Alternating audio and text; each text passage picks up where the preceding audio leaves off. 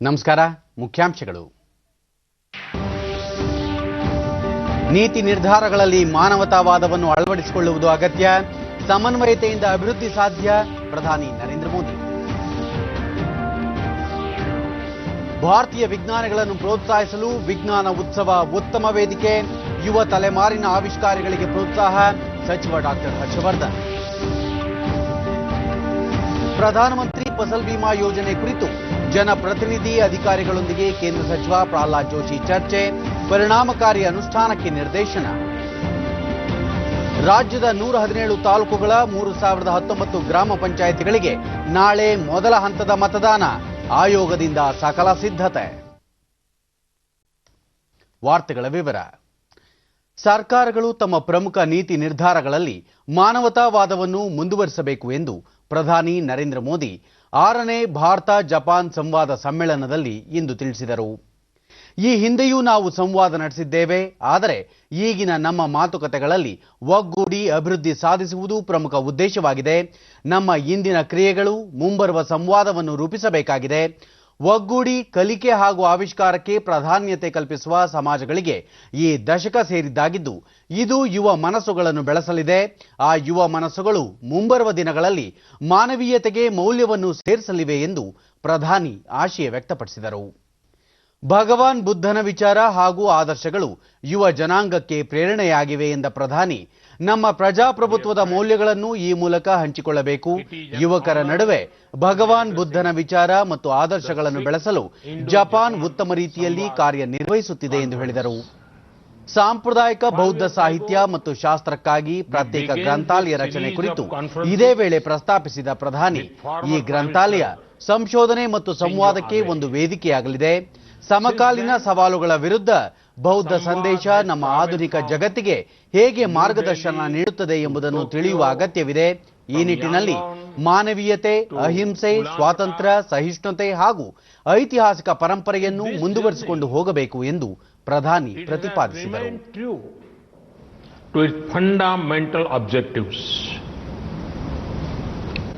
To encourage dialogue and debate, to highlight our shared values of democracy, humanism, ahimsa,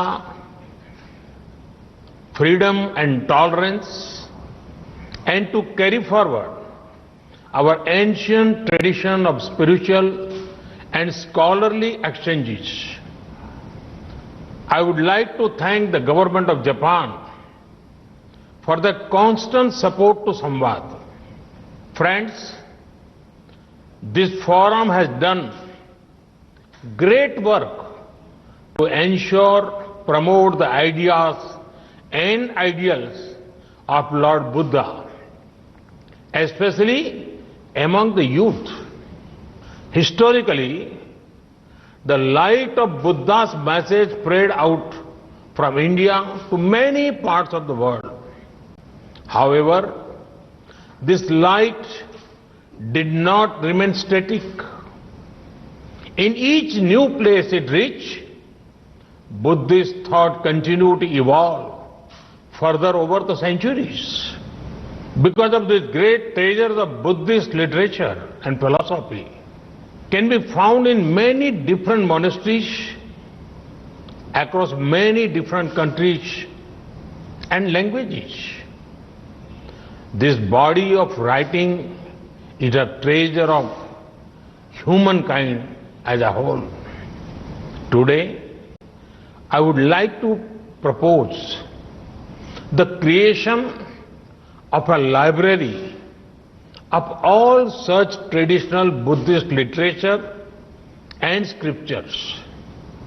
I would like to propose the creation of a library of all such traditional Buddhist literature and scriptures. We will be happy to create such a facility in India. Vietnam ಪ್ರಧಾನಿ ನುಯೆನ್ Xuan Phuc ಅವರೊಂದಿಗೆ ಪ್ರಧಾನಿ Narendra Modi virtual ಶೃಂಗಸಭೆಯ ಸಮಾಲೋಚನೆ ಇದೀಗ ಪ್ರಗತಿಯಲ್ಲಿದೆ. ಶೃಂಗಸಭೆ ಉದ್ದೇಶಿಸಿ ಪ್ರಧಾನಿ ನರೇಂದ್ರ ಮೋದಿ ಮಾತನಾಡುತ್ತಿದ್ದಾರೆ. ಉಭಯ ನಾಯಕರು ವಿಸ್ತೃತ ಮಟ್ಟದ ದ್ವಿಪಕ್ಷೀಯ ಬಾಂಧವ್ಯ ಬಲವರ್ಧನೆ, ಪ್ರಾದೇಶಿಕ ಮತ್ತು ಜಾಗತಿಕ ವಿಚಾರಗಳ ಕುರಿತು ಚರ್ಚಿಸುತ್ತಿದ್ದಾರೆ.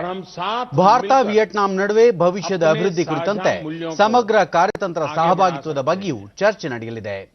ಕೋವಿಡ್-19 ಸಂಕಷ್ಟ ಸಂದರ್ಭದಲ್ಲೂ ಉಭಯ ರಾಷ್ಟ್ರಗಳ ನಡುವೆ ಉನ್ನತ ಮಟ್ಟದ ವಿಚಾರ ವಿನಿಮಯ ಮುಂದುವರೆದಿದ್ದು, ವಿಯೆಟ್ನಾಂನ ಉಪಾಧ್ಯಕ್ಷ ಡ್ಯಾಂಗ್ ಥಿ ಎನ್ಕೋನ್ ಥಿನ್ ಅವರು ಫೆಬ್ರವರಿಯಲ್ಲಿ ಭಾರತಕ್ಕೆ ಭೇಟಿ ನೀಡಿದ್ದರು. ಕೋವಿಡ್ ಸೋಂಕು ನಿಯಂತ್ರಣ ಮತ್ತು ಸಮಸ್ಯೆ ನಿವಾರಿಸುವ ಕುರಿತಂತೆ ಪ್ರಧಾನಿ ನರೇಂದ್ರ ಮೋದಿ ಅವರು ವಿಯೆಟ್ನಾಂ ಪ್ರಧಾನಿಯೊಂದಿಗೆ ಏಪ್ರಿಲ್ 13ರಂದು ದೂರವಾಣಿ ಮೂಲಕ ಸಮಾಲೋಚನೆ ನಡೆಸಿದ್ದರು.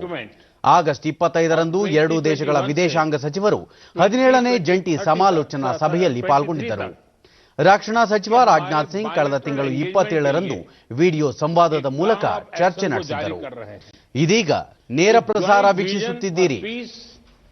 प्रॉस्पेरिटी एंड पीपल में विश्व को हमारे संबंधों की गहराई का एक मजबूत संदेश जाएगा. हमारी वार्ता के साथ साथ दोनों देशों के बीच 7 महत्वपूर्ण समझौते भी साइन हुए हैं. इनमें रक्षा, वैज्ञानिक रिसर्च, परमाणु ऊर्जा, पेट्रोकेमिकल्स, रिन्यूएबल एनर्जी तथा कैंसर के इलाज जैसे विविध विषय शामिल हैं. हम अपने विकास सहयोग और सांस्कृतिक संरक्षण के क्षेत्र में भी नई पहल ले रहे हैं. ये सभी हमारे बढ़ते आपसी सहयोग के विस्तार और पोटेंशियल को दर्शाता है. एक्सेलेंसी, मैं फिर एक बार इस वर्चुअल समिट में आपका स्वागत करता हूं और मैं अब आपको ओपनिंग रिमार्क्स के लिए आमंत्रित करना चाहूंगा.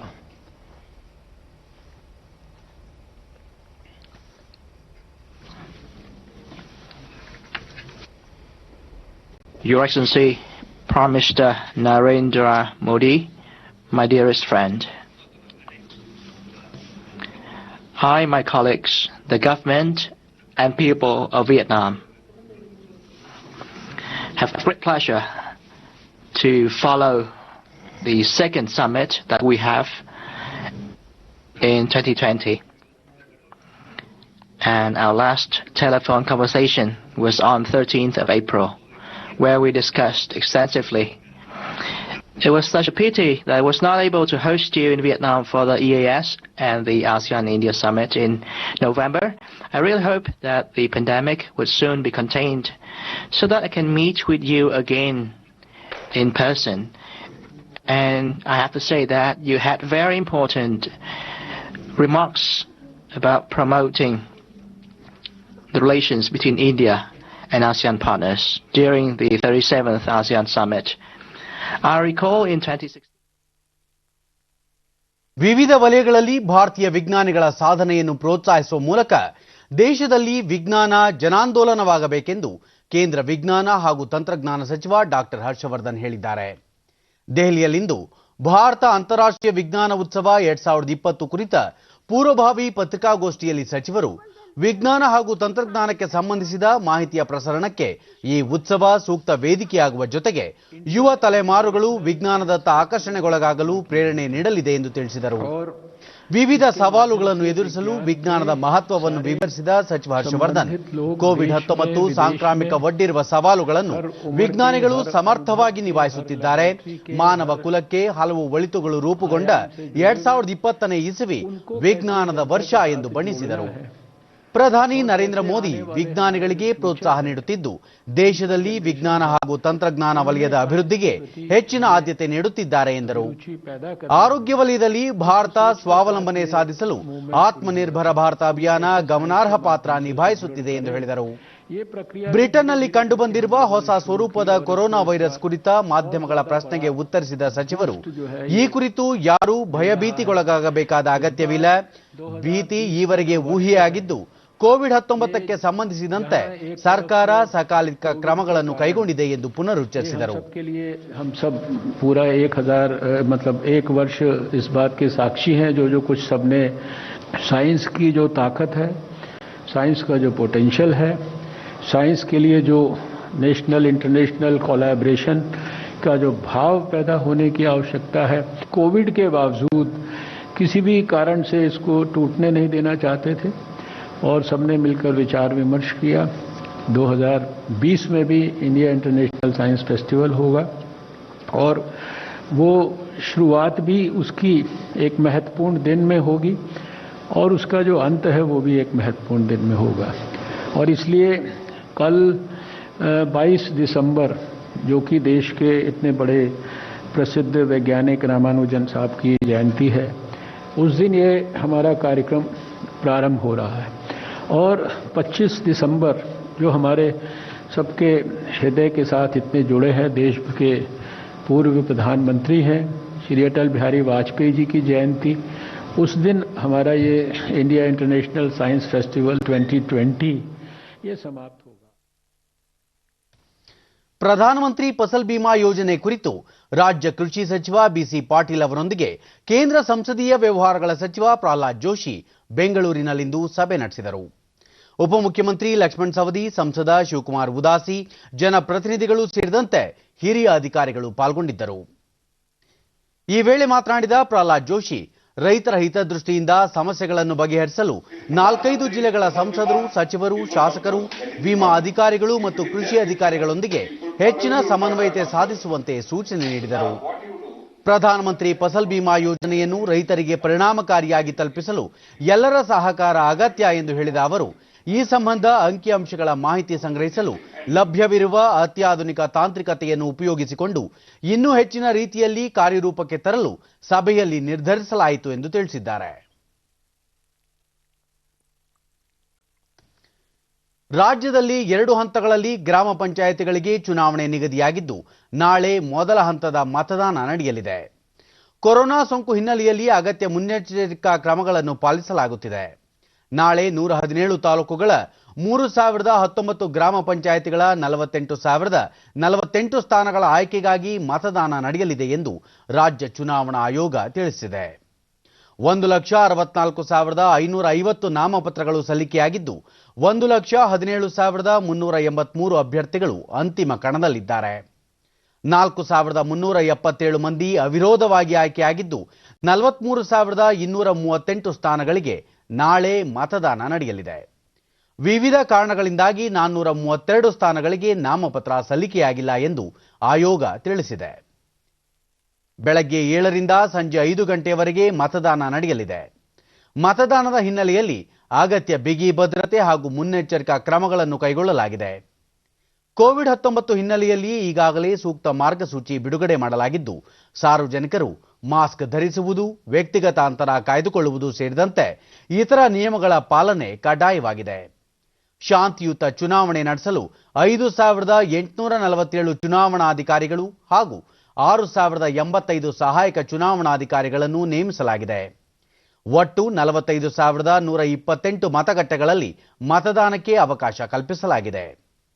2ನೇ ಹಂತದ ಮತದಾನ ಈ ತಿಂಗಳ 27ರಂದು ಇನ್ನುಳಿದ ತಾಲೂಕುಗಳ ಗ್ರಾಮ ಪಂಚಾಯಿತಿಗಳಿಗೆ ನಡೆಯಲಿದೆ. ಡಿಸೆಂಬರ್ 30ರಂದು 2 ಹಂತಗಳ ಮತ ಎಣಿಕೆ ನಡೆಯಲಿದ್ದು, ಅಂದು ಸಂಜೆಯ ವೇಳೆಗೆ ಫಲಿತಾಂಶ ಹೊರಬೀಳುವ ನಿರೀಕ್ಷೆ ಇದೆ. ಗ್ರಾಮ ಪಂಚಾಯಿತಿಯ ಚುನಾವಣೆಯ ಮೊದಲ ಹಂತದ ಮತದಾನಕ್ಕೆ ಆಯೋಗ ಸಕಲ ಸಿದ್ಧತೆ ಕೈಗೊಂಡಿದೆ. ಶಿವಮೊಗ್ಗ ಜಿಲ್ಲೆಯ ಭದ್ರಾವತಿ, ತೀರ್ಥಹಳ್ಳಿ ಹಾಗೂ ಶಿವಮೊಗ್ಗ ತಾಲೂಕುಗಳಲ್ಲಿ ನಾಳೆ ಮತದಾನ ನಡೆಯಲಿರುವ ಹಿನ್ನೆಲೆಯಲ್ಲಿ ಶಿವಮೊಗ್ಗದ ಎನ್ಎಎಸ್ ಪ್ರಾಂಗಣದಲ್ಲಿಂದು ಚುನಾವಣಾ ಸಿಬ್ಬಂದಿಗೆ ಮತಪೆಟ್ಟಿಗೆಗಳ ವಿತರಣಾ ಕಾರ್ಯ ನಡೆಯಿತು.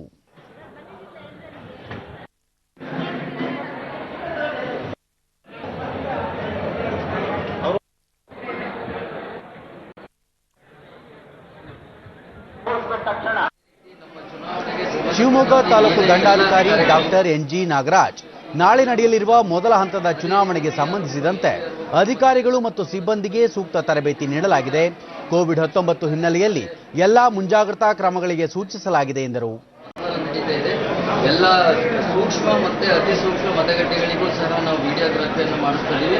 ಎಲ್ಲ ತರಹದ ಕಟ್ಟುನಿಟ್ಟಿನ ನಮ್ಮ ಕರ್ನಾಟಕ ಚುನಾವಣಾ ಆಯೋಗದ ನಿರ್ದೇಶನದ ಎಲ್ಲ ಕಟ್ಟುನಿಟ್ಟಿನ ಕ್ರಮಗಳನ್ನು ಇದುವರೆಗೂ ನಾವು ಮತಗಟ್ಟೆ ಅಧಿಕಾರಿ ಮಂಜುನಾಥ್ ಕೋವಿಡ್ ಸೋಂಕು ಇರುವ ಹಿನ್ನೆಲೆಯಲ್ಲಿ ಅಗತ್ಯ ಮುನ್ನೆಚ್ಚರಿಕಾ ಕ್ರಮಗಳನ್ನು ಕೈಗೊಂಡು ಮಸ್ಟರಿಂಗ್ ಕಾರ್ಯ ಮಾಡಲಾಗುತ್ತಿದೆ ಎಂದು ತಿಳಿಸಿದರು. ಕೋವಿಡ್-19 ಈ ಸಮಯದಲ್ಲೂ ಕೂಡ ಎಲ್ಲಾ ಮುಂಜಾಗ್ರತೆಗಳನ್ನು ತೆಗೆದುಕೊಂಡಿರ್ತಕ್ಕಂಥ ಜಿಲ್ಲಾಡಳಿತ ಮತ್ತು ತಾಲೂಕು ಆಡಳಿತ ಅತಿ ಉತ್ತಮವಾಗಿ ಶಾಂತಿಯುತವಾಗಿ ಕೆಲಸ ಕಾರ್ಯಗಳನ್ನು ಮಾಡಿಕೊಂಡು ಹೋಗಿದೆ. ರಾಮನಗರ ಜಿಲ್ಲೆಯಲ್ಲಿ ನಾಳಿನ ಮತದಾನಕ್ಕೆ ಸಕಲ ಸಿದ್ಧತೆಗಳನ್ನು ಕೈಗೊಳ್ಳಲಾಗುತ್ತಿದೆ. ವಿವಿಧ ಮತಗಟ್ಟೆಗಳಿಗೆ ನಿಯೋಜಿಸಲಾಗಿರುವ ಸಿಬ್ಬಂದಿ ತಮಗೆ ನಿಗದಿಪಡಿಸಿರುವ ಮತಕೇಂದ್ರಗಳಿಗೆ ತೆರಳಿದ್ದಾರೆ.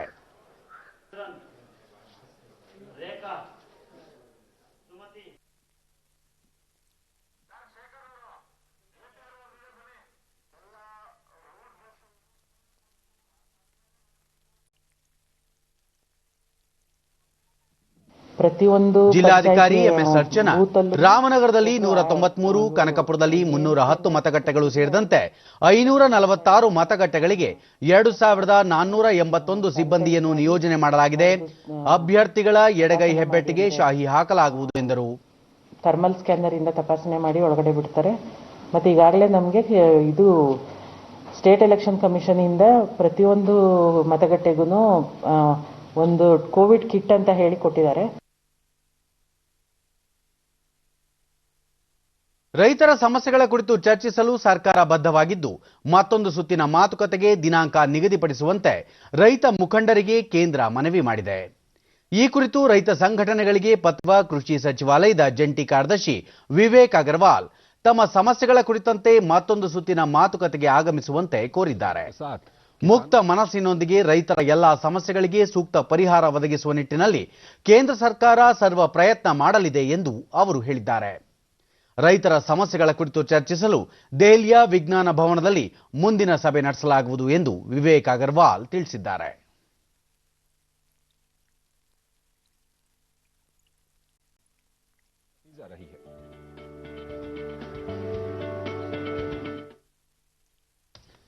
ರಾಷ್ಟ್ರೀಯ ಇ-ಆಡಳಿತ ಯೋಜನೆ ಎನ್ಇಜಿಪಿಎ ಯೋಜನೆಯಡಿ ಆಧುನಿಕ ತಂತ್ರಜ್ಞಾನಗಳನ್ನು ಕೃಷಿ ವಲಯದಲ್ಲಿ ಅಳವಡಿಸಿಕೊಳ್ಳಲಾಗುತ್ತಿದೆ ಎಂದು ಕೇಂದ್ರ ವಾರ್ತಾ ಮತ್ತು ಪ್ರಸಾರ ಖಾತೆ ಸಚಿವ ಪ್ರಕಾಶ್ ಜಾವಡೇಕರ್ ಹೇಳಿದ್ದಾರೆ. ಕೇಂದ್ರ ಸರ್ಕಾರದ ಈ ಎಲ್ಲ ಉಪಕ್ರಮಗಳ ಪ್ರಮುಖ ಉದ್ದೇಶ ರೈತರ ಕಲ್ಯಾಣ ಹಾಗೂ ಕೃಷಿ ಕೈಗಾರಿಕೆಯ ಅಭ್ಯುದಯವಾಗಿದೆ ಎಂದು ಸಚಿವರು ಟ್ವೀಟ್ನಲ್ಲಿ ತಿಳಿಸಿದ್ದಾರೆ. ಗ್ರಾಹಕರಿಗೆ ಸರಿಯಾದ ರೀತಿಯಲ್ಲಿ ಸೇವೆ ಸಲ್ಲಿಸದಿದ್ದರೆ ವಿದ್ಯುತ್ ಶಕ್ತಿ ಸೇವಾದಾರರಿಗೆ ದಂಡ ವಿಧಿಸಲಾಗುವುದು ಎಂದು ಕೇಂದ್ರ ಇಂಧನ ಸಚಿವ ಆರ್.ಕೆ. ಸಿಂಗ್ ಹೇಳಿದ್ದಾರೆ. ವಿದ್ಯುತ್ ಗ್ರಾಹಕರ ಹಕ್ಕುಗಳನ್ನು ರಕ್ಷಿಸಲು ಸರ್ಕಾರ ಬದ್ಧವಾಗಿದೆ. ಗ್ರಾಹಕರ ಹಕ್ಕು ರಕ್ಷಿಸಲು ನಿಯಮಾವಳಿಗಳನ್ನು ಸರ್ಕಾರ ರೂಪಿಸಿದೆ ಎಂದು ಸಚಿವರು ಪ್ರಕಟಿಸಿದ್ದಾರೆ. ಹೊಸ ಕಾನೂನುಗಳ ಮೂಲಕ ಜನಸಾಮಾನ್ಯರನ್ನು ಸರ್ಕಾರ ಸಬಲೀಕರಣಗೊಳಿಸುತ್ತಿದೆ. ಹಾಗಾಗಿ ಗ್ರಾಹಕರು ಇನ್ನು ಮುಂದೆ ದುರ್ಬಲರಲ್ಲ. ಪ್ರತಿಯೊಬ್ಬರೂ ತಮ್ಮ ಹಕ್ಕುಗಳ ಬಗ್ಗೆ ತಿಳಿದುಕೊಂಡು ಅದಕ್ಕೆ ಲಭ್ಯವಿರುವ ಪರಿಹಾರಗಳನ್ನು ಪಡೆದುಕೊಳ್ಳಬೇಕೆಂದು ಅವರು ಹೇಳಿದರು. ಇಂಧನ ವ್ಯವಸ್ಥೆ ಇರುವುದು ಗ್ರಾಹಕರ ಸೇವೆಗಾಗಿ ಎಂಬುದನ್ನು ಸರ್ಕಾರ ಸ್ಪಷ್ಟಪಡಿಸುವ ಮೂಲಕ ಕೇಂದ್ರ ಸರ್ಕಾರ ಮೊಟ್ಟ ಮೊದಲ ಬಾರಿಗೆ ಗ್ರಾಹಕರನ್ನು ಕೇಂದ್ರ ಬಿಂದುವಾಗಿಸಿದೆ ಎಂದರು. ಈ ನಿಯಮಗಳು ಗ್ರಾಹಕರ ಹಕ್ಕುಗಳನ್ನು ಉಲ್ಲಂಘಿಸಿದ ವಿದ್ಯುತ್ ಪೂರೈಕೆ ಕಂಪನಿಗಳಿಗೆ ದಂಡ ವಿಧಿಸಲು ಅವಕಾಶ ನೀಡುತ್ತದೆ. ಗ್ರಾಹಕರು ಹೊಸ ವಿದ್ಯುತ್ ಸಂಪರ್ಕವನ್ನು ನಿಗದಿತ ಕಾಲದೊಳಗೆ ಪಡೆದುಕೊಳ್ಳಬಹುದು. ಸಂಪರ್ಕ ಕಲ್ಪಿಸದಿದ್ದರೆ ದಂಡದ ಹಣ ಅರ್ಜಿದಾರನ ಖಾತೆಗೆ ಸೇರಲಿದೆ ಎಂದು ಸಚಿವರು ಮಾಹಿತಿ ನೀಡಿದರು. Duration of supply, if you don't get 24/7, if you have excessive load shedding, that will invite penalties.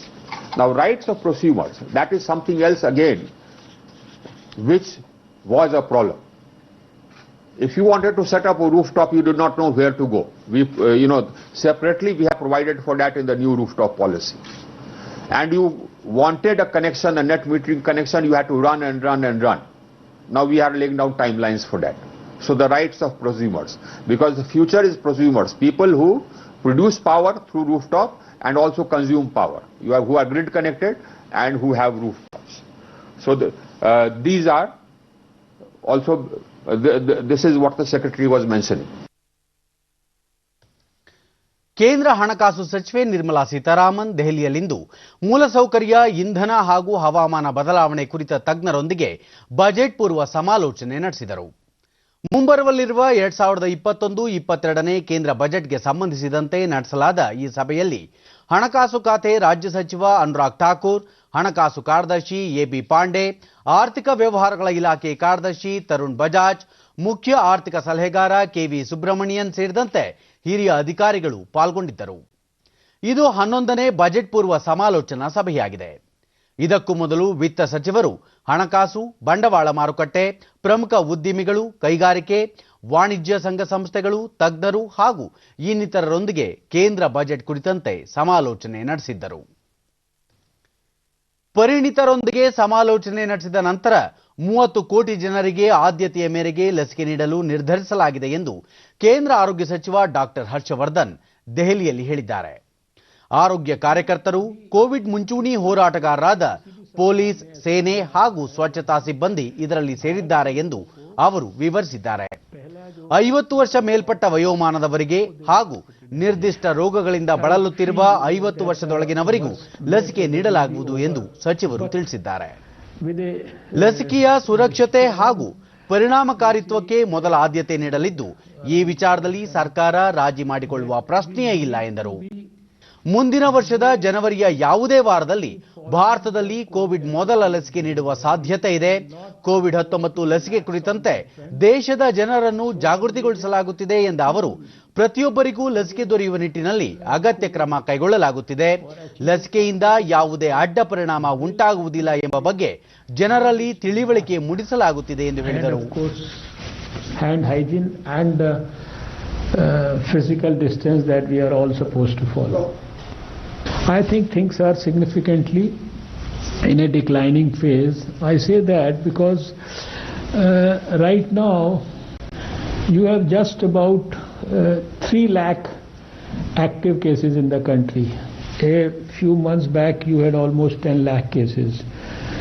Out of over 1 crore cases that have happened, 95 lakh 50,000 more than that have already recovered, gone back home. We are having the highest recovery rate in the whole world, between 95 and 96. ಇಂಗ್ಲೆಂಡ್ನಲ್ಲಿ corona ಸೋಂಕು ರೂಪಾಂತರದ ಹೊರಹೊಮ್ಮುವಿಕೆ ಕುರಿತು ಚರ್ಚಿಸಲು ಕೇಂದ್ರ ಆರೋಗ್ಯ ಸಚಿವಾಲಯ ಇಂದು ತನ್ನ ಜಂಟಿ ನಿಗಾ ಗುಂಪಿನ ತುರ್ತು ಸಭೆ ಕರೆದಿದೆ. ಆರೋಗ್ಯ ಸೇವೆಗಳ ಮಹಾನಿರ್ದೇಶಕರ ಅಧ್ಯಕ್ಷತೆಯಲ್ಲಿ ಜಂಟಿ ನಿಗಾ ಗುಂಪು ಸಭೆ ಸೇರಿ ಇಂಗ್ಲೆಂಡ್ನಲ್ಲಿ ವರದಿಯಾಗಿರುವ ಕೊರೋನಾ ಸೋಂಕಿನ ರೂಪಾಂತರದ ಬಗ್ಗೆ ವಿಸ್ತೃತ ಚರ್ಚೆ ನಡೆಸಲಿದೆ. ಜಂಟಿ ನಿಗಾ ಗುಂಪಿನ ಸದಸ್ಯರು ಆಗಿರುವ WHOದ ಭಾರತದ ಪ್ರತಿನಿಧಿ ಡಾಕ್ಟರ್ ರೊಡೆರಿಕೋ ಒಪ್ರಿನ್ ಸಭೆಯಲ್ಲಿ ಭಾಗವಹಿಸಲಿದ್ದಾರೆ. ಕೊರೋನಾ ಸೋಂಕಿನ ಹೊಸ ರೂಪಾಂತರ ವೇಗವಾಗಿ ಹರಡುತ್ತಿದ್ದು 70% ಮಂದಿಗೆ ತಗುಲಿದೆ. ಇದು ಲಂಡನ್ ಮತ್ತು ದಕ್ಷಿಣ ಇಂಗ್ಲೆಂಡ್ನಲ್ಲಿ ಅತಿ ವೇಗವಾಗಿ ಹರಡುತ್ತಿದೆ ಎಂದು ಇಂಗ್ಲೆಂಡ್ ಪ್ರಧಾನಿ ಬೋರಿಸ್ ಜಾನ್ಸನ್ ಹೇಳಿದ್ದಾರೆ. ಬ್ರಿಟನ್ನಲ್ಲಿ ಹೊಸ ಸ್ವರೂಪದ ಕೊರೋನಾ ವೈರಸ್ ಪತ್ತೆಯಾಗಿರುವ ಹಿನ್ನೆಲೆಯಲ್ಲಿ ಆ ದೇಶದಿಂದ ಭಾರತಕ್ಕೆ ಬರುವ ಎಲ್ಲಾ ವಿಮಾನಗಳ ಸಂಚಾರವನ್ನು ಕೇಂದ್ರ ಸರ್ಕಾರ ತಾತ್ಕಾಲಿಕವಾಗಿ ನಿರ್ಬಂಧಿಸಿದೆ. ನಾಳೆಯಿಂದ ಜಾರಿಯಾಗಲಿರುವ ಈ ನಿರ್ಬಂಧ ಡಿಸೆಂಬರ್ 31ರವರೆಗೆ ಮುಂದುವರಿಯಲಿದೆ ಎಂದು ನಾಗರಿಕ ವಿಮಾನಯಾನ ಸಚಿವಾಲಯ ಟ್ವೀಟ್ ಮಾಡಿದೆ. 22ರ ಡಿಸೆಂಬರ್ವರೆಗೆ ಭಾರತಕ್ಕೆ ಬ್ರಿಟನ್ನಿಂದ ಆಗಮಿಸುವ ಎಲ್ಲ ಪ್ರಯಾಣಿಕರು ಆಯಾ ವಿಮಾನ ನಿಲ್ದಾಣಗಳ ಆಗಮನ ಸ್ಥಳಗಳಲ್ಲಿ RT-PCR ಪರೀಕ್ಷೆಗೆ ಒಳಗಾಗುವುದನ್ನು ಕಡ್ಡಾಯಗೊಳಿಸಲಾಗಿದೆ. ಇದಕ್ಕೂ ಮೊದಲು ಕೇಂದ್ರ ಆರೋಗ್ಯ ಸಚಿವ ಡಾಕ್ಟರ್ ಹರ್ಷವರ್ಧನ್ ಬ್ರಿಟನ್ನಲ್ಲಿ ಪತ್ತೆಯಾಗಿರುವ ಕೊರೋನಾ ಹೊಸ ಸ್ವರೂಪದ ವೈರಸ್ ಬಗ್ಗೆ ಜನರು ಭಯಭೀತಿಗೊಳ್ಳುವ ಅಗತ್ಯವಿಲ್ಲ, ಸರ್ಕಾರ ಅಗತ್ಯ ಕ್ರಮ ಕೈಗೊಂಡಿದೆ ಎಂದು ತಿಳಿಸಿದ್ದಾರೆ. ದೇಶದಲ್ಲಿ ಕೋವಿಡ್-19 ಸೋಂಕು ಪ್ರಕರಣಗಳ ಸಂಖ್ಯೆಯಲ್ಲಿ ಗಣನೀಯ ಇಳಿಕೆ ಕಂಡುಬಂದಿದೆ. ಕಳೆದ 24 ಗಂಟೆಗಳಲ್ಲಿ 24,337 ಕೊರೋನಾ ಪ್ರಕರಣಗಳು ದೃಢಪಟ್ಟಿವೆ. ಇದರೊಂದಿಗೆ ಕೋವಿಡ್-19 ಸೋಂಕಿತ ಪ್ರಕರಣಗಳ ಒಟ್ಟು ಸಂಖ್ಯೆ 1,55,560,ಕ್ಕೆ ಏರಿಕೆಯಾಗಿದೆ. ದೇಶದಲ್ಲಿ ಒಟ್ಟು 3,03,639 ಸಕ್ರಿಯ ಪ್ರಕರಣಗಳಿದ್ದು, ಈ ಪ್ರಮಾಣ 3.02%ಕ್ಕೆ ಇಳಿಕೆಯಾಗಿದೆ. 96,06,111 ಮಂದಿ ಗುಣಮುಖರಾಗಿದ್ದು, ಚೇತರಿಕೆ ದರ 95.53%ರಲ್ಲಿದೆ. ದೇಶದಲ್ಲಿ ಈವರೆಗೆ 1,45,810 ಮಂದಿ ಸಾವನ್ನಪ್ಪಿದ್ದು, ಮರಣ ಪ್ರಮಾಣ 1.45%ರಷ್ಟಿದೆ. ಖಗೋಳ ವಿಜ್ಞಾನದ ಅತ್ಯಂತ ವೈಶಿಷ್ಟ್ಯಪೂರ್ಣ ವಿದ್ಯಮಾನವೊಂದು ಇಂದು ಘಟಿಸಲಿದೆ. ಸೌರಮಂಡಲದ 2 ಅತಿ ದೊಡ್ಡ ಗ್ರಹಗಳಾದ ಗುರು ಮತ್ತು ಶನಿ ಇಂದು ರಾತ್ರಿ ಅತ್ಯಂತ ಸಮೀಪದಲ್ಲಿ ಗೋಚರಿಸಲಿವೆ. 800 ವರ್ಷಗಳ ನಂತರ ಈ ವಿದ್ಯಮಾನ ಘಟಿಸುತ್ತಿದ್ದು ಇದನ್ನು ಮಹಾ ಸಂಯೋಜನೆ ಎಂದು ಕರೆಯಲಾಗುತ್ತಿದೆ. ಎರಡೂ ಗ್ರಹಗಳ ನಡುವಿನ ದೂರ 73.5 ಕೋಟಿ ಕಿಲೋಮೀಟರ್ ಇರಲಿದ್ದು ಭೂಮಿಯಿಂದ ನೋಡಿದರೆ ಅತಿ ಹತ್ತಿರದಲ್ಲಿ ಗೋಚರಿಸಲಿವೆ. ಭಾರತದ ಬಹುತೇಕ ನಗರಗಳಲ್ಲಿ ಸೂರ್ಯಾಸ್ತದ ನಂತರ ಈ ವಿದ್ಯಮಾನ ಜರುಗಲಿದ್ದು ಬರಿಗಣ್ಣಿನಿಂದಲೇ ವೀಕ್ಷಣೆ ಮಾಡಬಹುದಾಗಿದೆ. ಈ ಸಾಲಿನ ಅತಿ ದೊಡ್ಡ ರಾತ್ರಿ ಇದಾಗಿರಲಿದ್ದು ಇಂತಹ ವಿದ್ಯಮಾನ ಪುನಃ 60 ವರ್ಷಗಳ ನಂತರ ಅಂದರೆ ಮುಂಬರುವ 2080ನೇ ಸಾಲಿನ ಮಾರ್ಚ್ 15ರಂದು ಘಟಿಸಲಿದೆ.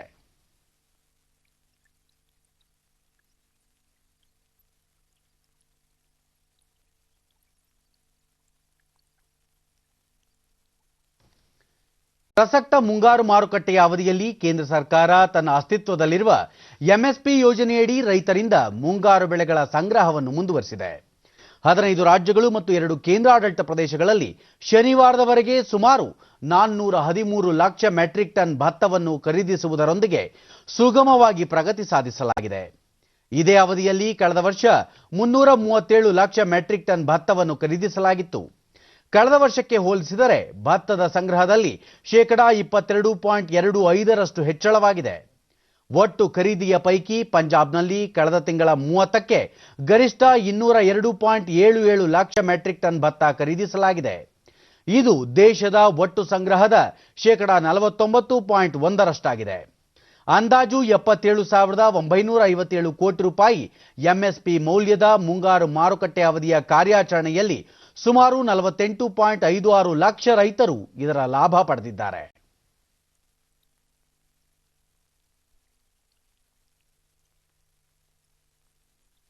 ಎರಡ್ 2021ರ ಖೇಲೋ ಇಂಡಿಯಾ ಯೂತ್ ಗೇಮ್ಸ್ನಲ್ಲಿ 4 ದೇಶೀಯ ಕ್ರೀಡೆಗಳನ್ನು ಸೇರ್ಪಡೆಗೊಳಿಸಲು ಕ್ರೀಡಾ ಸಚಿವಾಲಯ ಅನುಮತಿ ನೀಡಿದೆ. ಮಲ್ಲಕಂಬ, ಗಟ್ಕ, ಕಳರಿಪಯಟ್ಟು ಮತ್ತು ತಾಂಗ್ತಾ ಖೇಲೋ ಇಂಡಿಯಾ ಗೇಮ್ಸ್ಗೆ ಸೇರ್ಪಡೆಯಾಗಲಿರುವ ಹೊಸ ಕ್ರೀಡೆಗಳಾಗಿವೆ.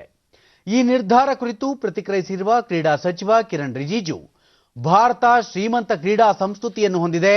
ಇಂತಹ ಕ್ರೀಡೆಗಳನ್ನು ಜನಪ್ರಿಯಗೊಳಿಸುವುದು ಮತ್ತು ಪ್ರೋತ್ಸಾಹಿಸುವುದು ಸಚಿವಾಲಯದ ಆದ್ಯತೆಯಾಗಿದೆ.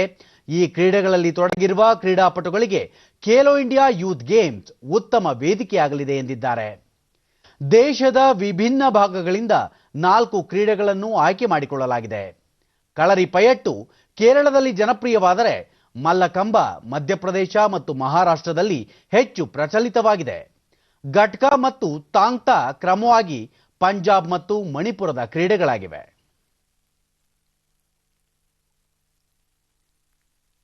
ಕೊರೋನಾ ಮಹಾಮಾರಿ ವಿಶ್ವವ್ಯಾಪಿ ಆವರಿಸಿರುವ ಹಿನ್ನೆಲೆಯಲ್ಲಿ ಜನರ ಸುರಕ್ಷತೆ ದೃಷ್ಟಿಯಿಂದ ವ್ಯಕ್ತಿಗತ ಅಂತರ ಹಾಗೂ ಮಾಸ್ಕ್ ಧರಿಸುವುದು ಕಡ್ಡಾಯ.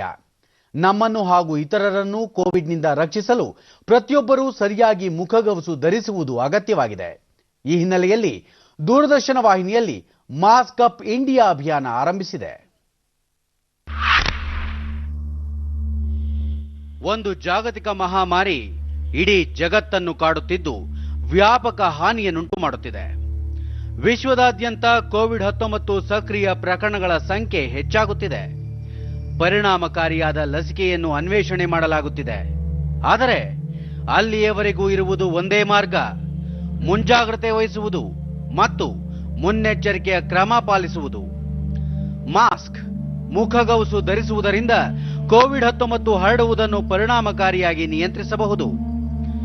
ವಿಶ್ವ ಆರೋಗ್ಯ ಸಂಸ್ಥೆ ಮತ್ತು ವಿವಿಧ ಸಂಶೋಧನೆಗಳು ಸಹ ಕೋವಿಡ್-19 ಹರಡುವಿಕೆಯನ್ನು ಪರಿಣಾಮಕಾರಿಯಾಗಿ ನಿಯಂತ್ರಿಸಲು ಮಾಸ್ಕ್ ಧರಿಸುವುದು ಅತಿ ಮುಖ್ಯ ಎಂದು ತಿಳಿಸಿವೆ. ಮಾಸ್ಕ್ನಿಂದ ನಿಮ್ಮನ್ನು ಕೋವಿಡ್-19 ಸೋಂಕಿನಿಂದ ರಕ್ಷಿಸಿಕೊಳ್ಳಲು ಸಾಧ್ಯ. ತಜ್ಞರ ಅಭಿಪ್ರಾಯ: ನೀವು ಮಾಸ್ಕ್ ಧರಿಸಿದಾಗ ನಿಮ್ಮನ್ನು ಮತ್ತು ನಿಮ್ಮ ಸುತ್ತಲಿರುವವರನ್ನು ಕೋವಿಡ್-19ರಿಂದ ರಕ್ಷಿಸಬಹುದು. या फेस कवर के घर से बाहर निकलने की अभी कल्पना करना भी सही नहीं है. ಕೋವಿಡ್-19 ಪರಿಣಾಮಕಾರಿ ನಿಯಂತ್ರಣಕ್ಕೆ ಮಾಸ್ಕ್ ಸಹಕಾರಿ, ಆದರೆ ಅದನ್ನು ಸರಿಯಾಗಿ ಧರಿಸಿದಾಗ ಮಾತ್ರ. ಕೊನೆಯಲ್ಲಿ ಮತ್ತೊಮ್ಮೆ ಮುಖ್ಯಾಂಶಗಳು. ನೀತಿ ನಿರ್ಧಾರಗಳಲ್ಲಿ ಮಾನವತಾವಾದವನ್ನು ಅಳವಡಿಸಿಕೊಳ್ಳುವುದು ಅಗತ್ಯ. ಸಮನ್ವಯತೆಯಿಂದ ಅಭಿವೃದ್ಧಿ ಸಾಧ್ಯ. ಪ್ರಧಾನಿ ನರೇಂದ್ರ ಮೋದಿ.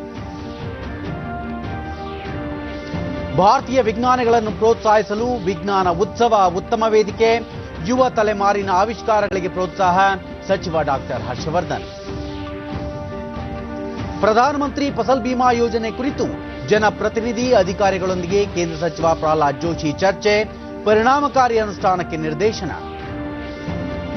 ರಾಜ್ಯದ 117 ತಾಲೂಕುಗಳ 3019 ಗ್ರಾಮ ಪಂಚಾಯಿತಿಗಳಿಗೆ ನಾಳೆ ಮೊದಲ ಹಂತದ ಮತದಾನ, ಆಯೋಗದಿಂದ ಸಕಲ ಸಿದ್ಧತೆ. ನಮ್ಮ ವಾರ್ತಾ ಪ್ರಸಾರವನ್ನು ನೀವು ಡಿಡಿ ಚಂದನ ನ್ಯೂಸ್ ಯೂಟ್ಯೂಬ್ ಚಾನೆಲ್ನಲ್ಲೂ ವೀಕ್ಷಿಸಬಹುದು. ನಮ್ಮ ಮುಂದಿನ ವಾರ್ತಾ ಪ್ರಸಾರ ಸಂಜೆ 7 ಗಂಟೆಗೆ ಡಿಡಿ ಚಂದನದಲ್ಲಿ. ನಮಸ್ಕಾರ.